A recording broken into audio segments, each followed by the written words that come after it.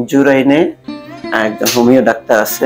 Homeo ডাক্তারের কাছ থেকে মানে চিকিৎসা নিলে দ্রুত সুস্থ হওয়ার সম্ভাবনা আছে।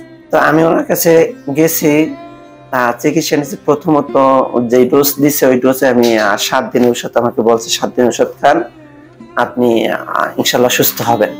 কিন্তু 7 দিন উনি আমাকে যে ডোজ দিচ্ছেন, ওনার ঔষধের পরে আমি অ্যান্টিবায়োটিক না খাইলে আমার শ্বাস তো করতে পারি না এক, এবং আমার মাথা ধরা, আমার হাসি এগুলো বন্ধ হয় না, মানে দম বন্ধ হয়ে মারা যাওয়ার উপক্রম।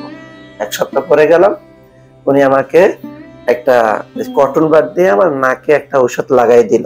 ঔষধটা লাগানো, ওটাতে এমন অবস্থা, আমি হয়তো একটু বয়স্ক ছিলাম এবং আলেম ছিলাম, পাশে আরো মহিলা বাচ্চা আছে, যে কারণে আমি কাঁদতে পারি নাই।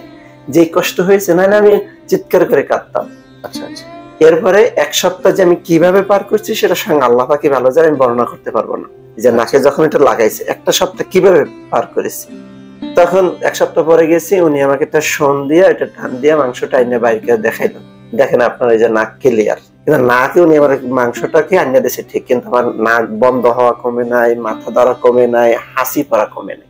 আমি যেমন রোগী তেমনই, শুধুমাত্র আমার কষ্টটাই গেছে বৃথা, আর টাকাটা গেছে। ব্যাখ্যাটা কি ছিল? যেটা পলিপাস। এটা পলিপাস।